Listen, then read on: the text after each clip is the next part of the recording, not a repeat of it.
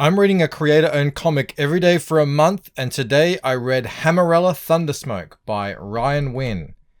This is how you write an action sci-fi comic book. I had a blast reading this.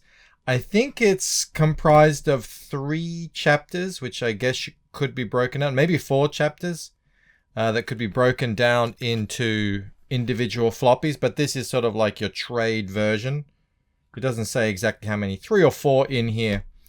I had no idea what this was going into it, other than I grabbed it because I really dug the, how would you describe it? You know, sort of Bronze Age style artwork. Fantastic colors, everything bright and beautiful, drawn in this style. I believe Ryan, so Ryan is the... So you got Ryan on the words, pencils, inks, colors, letters. Oh, okay, so there's other assistants on, and there's some different pages on it and stuff. But it's a work mostly by Ryan, and let me just tip my hat. Like I said, I had a blast reading it. It's the story of this girl here, Hammerella, known to her friends as just Ella. And an interesting device is, the whole thing is told by this lady here to these kids. So they end up being kind of part plot, you know, driver and exposition, but because it's all told as a story, it does feel very organic and natural as it goes. So it's a really good way of making sure you always know what's going on and not having it feel like you're just having info dumps, essentially. But we start here with Ella fighting this giant spider here called Umbra. We quickly learn that she is actually in Umbra garden, and her whole childhood she's fighting these different monsters and beasts and basically growing in strength and fighting ability as she goes.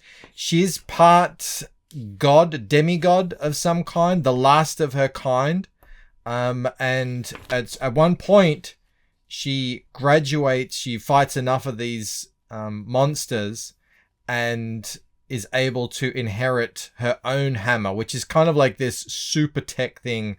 She gives it a word, and that's the name of the book, Thundersmoke. But she is very isolated. She's living on she really has only one, I guess, friend who's also her mentor, which is Umbra the spider. So when this team here, they're called who were they called? The BLUE ASTRA.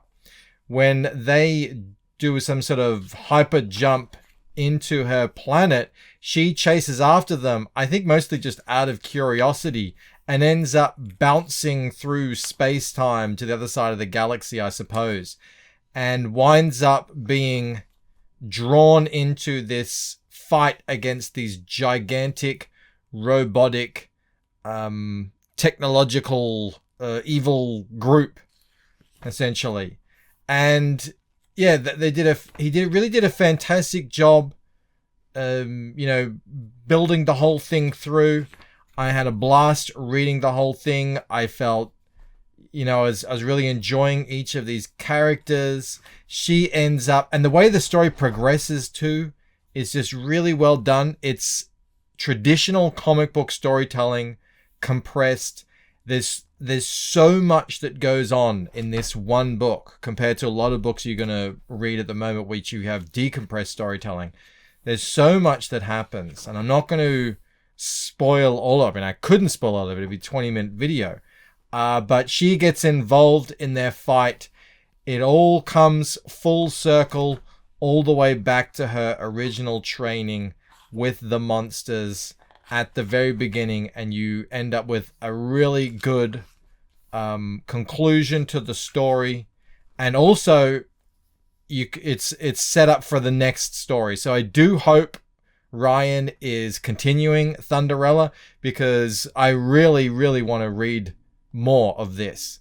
Like I just said, I can't give it really any higher points. Fantastically written, amazing art, great story.